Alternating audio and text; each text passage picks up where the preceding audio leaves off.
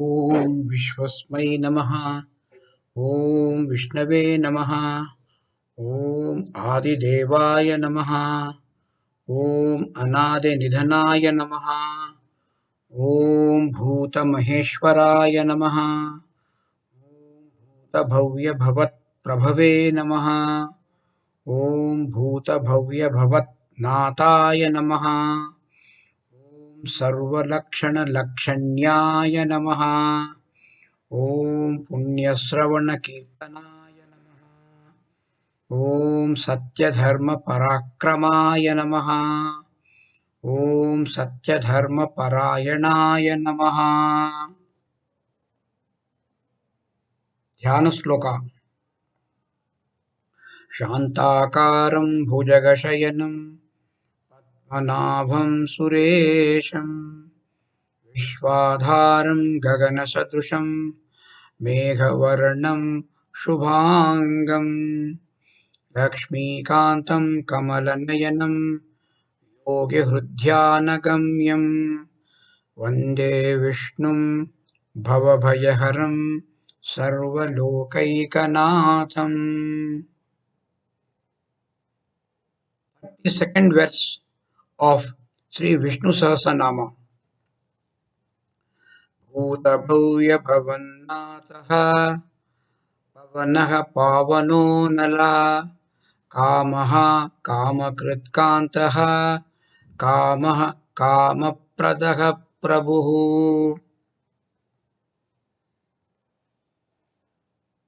ॐ भूतभव्यभवन्नाथाय नमः। ॐ पवनाय नमः। ॐ पावनाय नमः। ॐ अनलाय नमः। ॐ कामग्ने नमः। ॐ कामकृते नमः। ॐ कान्ताय नमः। ॐ कामाय नमः। ॐ कामप्रदाय नमः। ॐ प्रभवे नमः। Bhuta Bhavanatha means Lord of all beings who lived in the past, who are living in the present, and who will come to live in the future. The Lord of the three periods of time, the past, the present, and the future.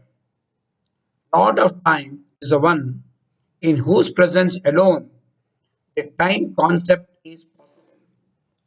Time is the interval between two events, between thoughts and awareness, that illumines the rise and fall of thoughts. The Lord of time is the Lord of all those that exist, existed, and will exist in the three periods of time, to whom all creatures conditioned by time pray for comfort, solace, and protection. Lord is the one who is not conditioned by time. Actually, he is beyond time. To be more precise, time itself is a creation of the Supreme Lord. Such a supreme being is called Pavanha, the wind, considering its purifying qualities. The wind is the one which purifies everything.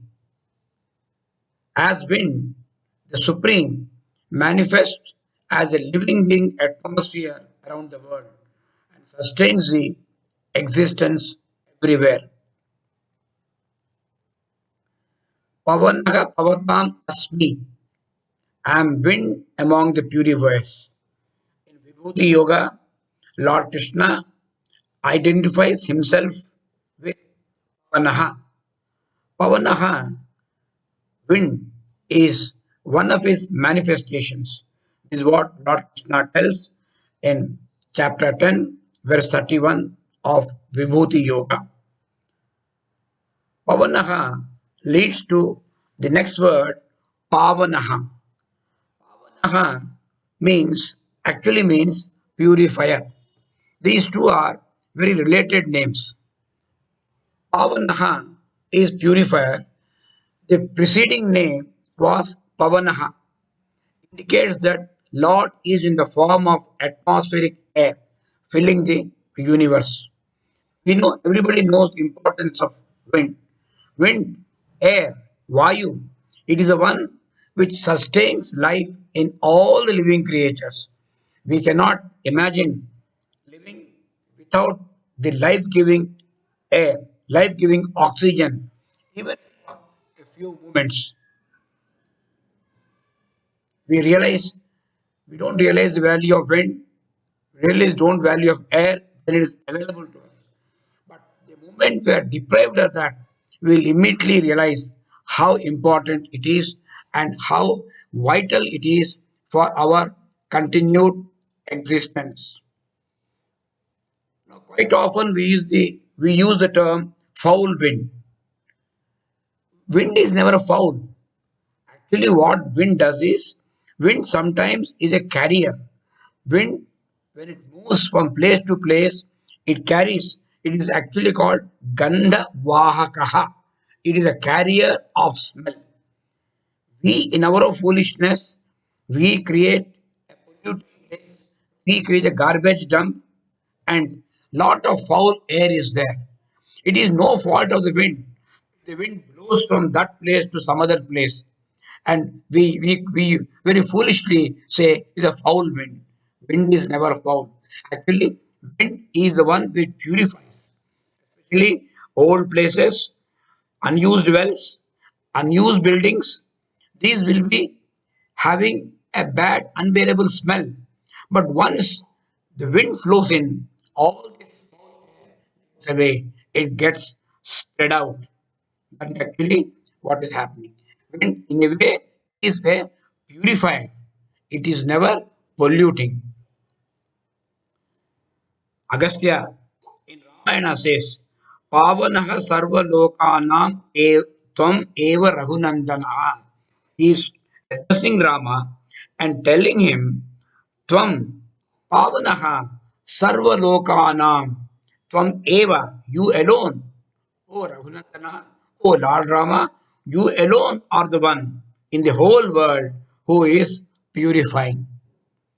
Now, after discussing about wind as a purifier, the next purifier is also a great element. One of the Panchabhutas, the fire, Analaha.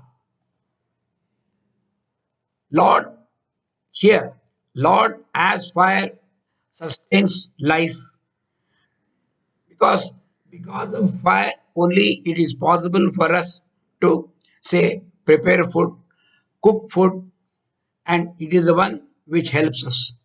Apart from that, the same God as what we call Vaishvanaraha, as a fire in the belly, as a fire in the living human body, helps in digestion of whatever we take. Whatever intake we take as food, that thing is digested, converted into energy, and it enables us to function, enables us to continue to live. Fire also gives heat, warmth, and this is the warmth which keeps us alive. In winter, we realize earlier we used to have a fireplace in every our house. Now we have heaters. Heaters, heat, light, everything is coming from fire. Where do you get the light? We get from the sun. And what is sun? Sun is a continuously process of a burning. There, because of nuclear reactions, the fire is continuously on, and there's a fire which is lighting up the entire solar system, keeping it warm.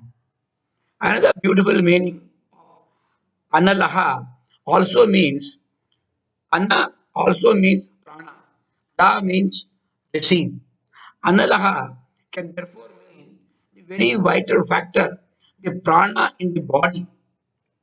That way, we can read this three name to Pavanaha, Pavanaha, Pavanaha, Analaha. These three, all these three taken together shows it is the one which is sustaining life. Now, Mahavishnu We can also say fire is the one which will figuratively burn all our sins. All our sins are burnt.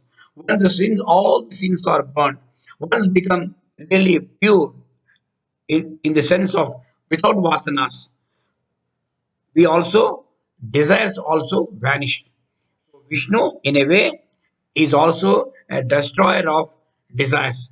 Desires which are cause of suffering. Desire which give us anxiety and agony.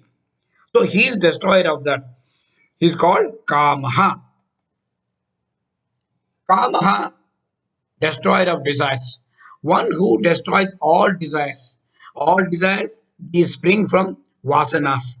These vasanas, these desires, these are the root cause being in our being tied down in the process of lives and births.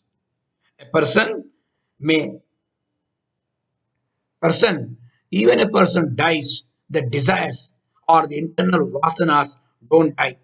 And it is for the fulfillment of those vasanas we are again forced to take birth and go through the same cycle of suffering, death, decay. All those problems will come again and again. So once all the desires and vasanas are destroyed, we will be getting what is known as a moksha or liberation. Now, just as darkness cannot exist in the presence of the sun, vasanas also cannot exist in the presence of pure consciousness, the Atman. The vasanas end when the Atman is experienced. Atman is present. Atma is present in all of us, but we are not really experiencing it. The moment we experience this vasana, all our petty desires will go, all our vasanas will vanish, and it leads to liberation. Desire is the source of many other sources of sorrows. If one desire gets fulfilled, the human mind craves for more, and thus he becomes restless due to greed. Actually, these are related. Kama, Krodha, Moha, Lobha, Moha, Mada, Matsariyas. These are all interrelated. A desire. A desire, if it is fulfilled, we get more desires. If a desire is not fulfilled, then we get anger. Desire, once it is fulfilled, we get more desires. It leads to greed. And we don't like to live what already we have. So that becomes again lobha. And anger is very dangerous. Once anger increases beyond a particular point, we become deluded with lot of imaginary things. We see things which are not there. We don't see things which are very much there. And we feel we are the victim. We see things in others, in himself. We imagine lot of things. This is nothing but delusion of the mind. We start to blame somebody else, some situation, some environment for our misery, for our desires not being fulfilled. So this may be purely imaginary and baseless, but our mind plays tricks with us. So this is the desire, kama, krodha, moha, lobha. And ultimately what happens is wisdom slips away. Wisdom means here discriminative power. Discriminative power here means okay, suppose my desire is not fulfilled. Why it is not fulfilled? Have I not or my efforts not adequate? If you want to get something, I should make adequate efforts. If I don't make adequate efforts, if I don't put in the right direction, how will my desire be fulfilled? So if I'm able to understand that, means if I have proper discriminating power, then there's no problem. But once I'm deluded, I become incapable of thinking logically and trying to understand what has gone wrong, why desire has not been fulfilled. So we start blaming everything else except the real problem. Maybe my effort has not been adequate. I don't do that. So, and once wisdom slips away, a person will behave worse than a brute. So, we lose our humanity. We forget what people are done. We harm our own dear ones. And the entire process has been beautifully brought out in Bhagavad Gita. in two sequential verses, verse 62 and verse 63 of chapter 2, Sankhya Yoga. It will gradually it will tell leads you to the problem. Dhyayato Vishayan Pumsaha. Once a person keeps on musing and thinking over particular objects, Dhyayato Vishayan Pumsaha Sangha Teshu Upajayate. Attachment in those objects arises. Sangat Sanjayate Kamaha. Once there is attachment, it leads to desire. Kamat Krodha Abhijayate. From this desire, I get anger. That is, a desire, if it is not fulfilled, it leads to anger. Now, what does the anger do? Krodhavati sammoha. From this anger arises delusion. And sammoha smriti vibhramaha.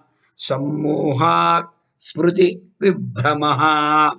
Now, delusion leads to confusion of memory. Smriti Bramshat Buddhinashaha. From confusion of memory, the next step is loss of intellect. Buddhi Nashat Pranashyati. Now, once the intellect is lost, then the individual perishes. It is the end.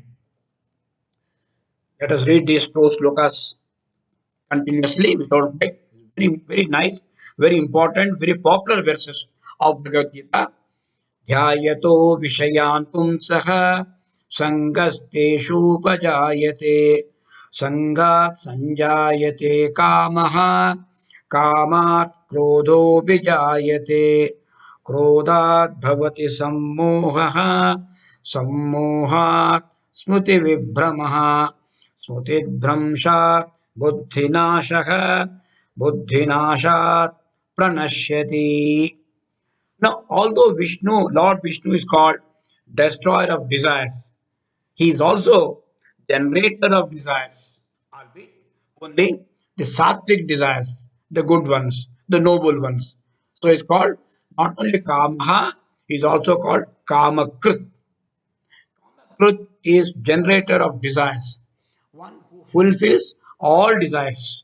Also means the very creator of Kamadeva. Kamadeva personifies desire. Now, even though the desire springs forth from the realm of the causal body constituted of the vasanas, this is not possible. Desires will not arise without the telling breath of the self. Even vasanas cannot express themselves. Even vasanas cannot also express all by themselves.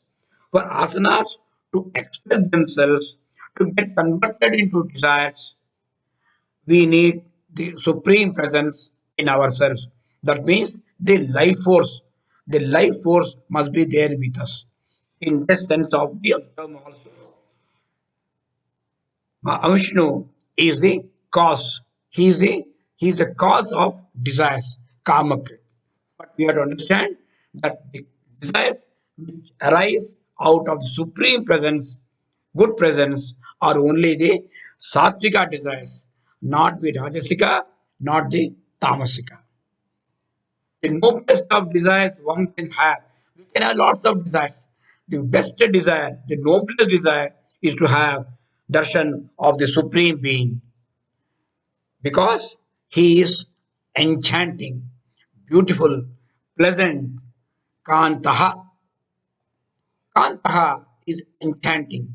One who is of enchanting beauty, infinite beauty. Beauty is not only of the physical form, it is the beauty of the being, beauty of the mind, beauty of his disposition. Infinite beauty is the very nature of the self. So Upanishads define the supreme self as Shantam, Shivam, Sundaram. These are all related. Human being craves for harmony, and in the presence of harmony, there is beauty. Such divine beauty makes the human personality calm and peaceful.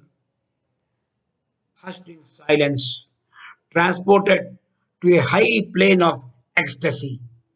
It is in such moments a mediator, a seeker will be able to transcend his five sheaths which bind him to the human body and realize the presence of the Supreme Self within himself.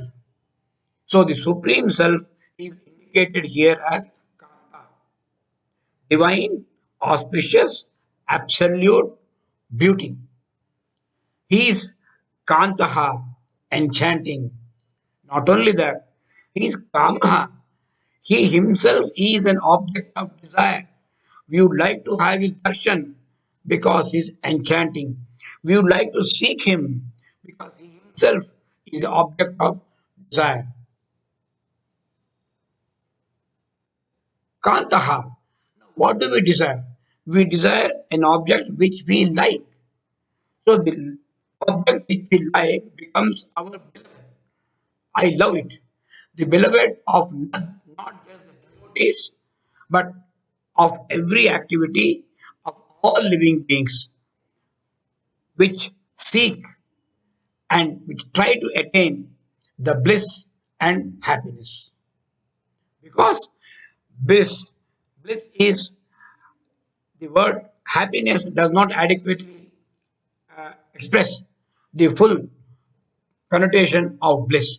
Bliss is maybe something like it is called Ananda, Paramananda.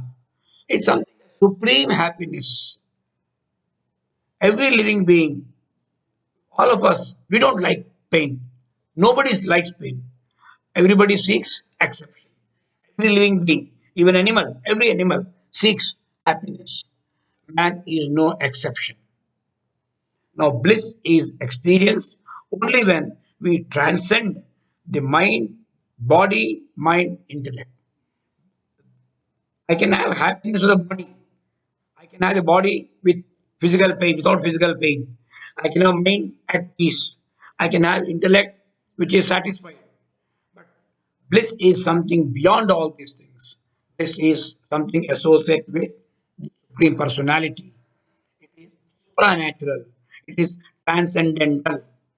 The Lord is the love, beloved of all devotees, also of those who deny Him and run after Him, run after the sense objects. There are some people who apparently don't like, they run away from the God. They don't follow spiritual. Even for them, ultimately, they want happiness. And that happiness is nothing but the Supreme Being. So he is not only the object of desire for devotees, but is also the fulfiller of those desires. Kama Pradaha is a giver of happiness, fulfiller of happiness. One who supplies the desires of desired objects. He fulfills the desires. Now, a devotee may run to different places, or a devotee may approach God. He may ask in a different state of mind. So, Lord is very, very benevolent. Lord says, Krishna in Bhagavad Gita says, chapter 4, verse 11, different people approach me in different way. Whichever way they approach me, I satisfy them. Because they always tend to follow my path. ये यथा मां प्रपद्यन्ते तां तथैव तां तथा एव तां तथैव भजामि अहम् ये यथा मां प्रपद्यन्ते तां तथैव भजाम्यहम् मम वर्त्म अनुवर्तन्ते मम वर्त्म अनुवर्तन्ते मनुष्याः पार्थ सर्वशः. Krishna is telling Arjuna, hey Parth, howsoever men may approach me, so do I satisfy them. Men always follow me. Men always. So one who fulfills everyone's desires. What about him? Who fulfills his desires? No one. Because he himself has no desires to be fulfilled. He is the one with all desires already fulfilled. So he is called Prabhu.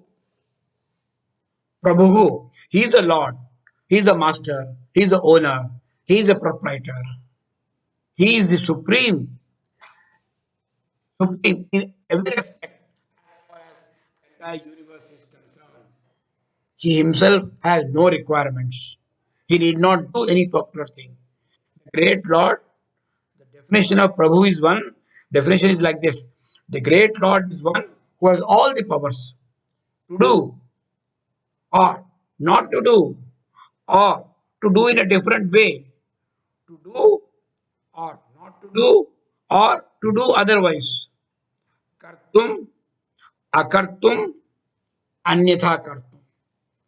So this is a definition of Prabhu. So with this, we come to conclusion of this. Om Sarvesham Swastirbhavatu Sarvesham Shantirbhavatu Sarvesham Purnam Bhavatu Om Shanti Shanti Shanti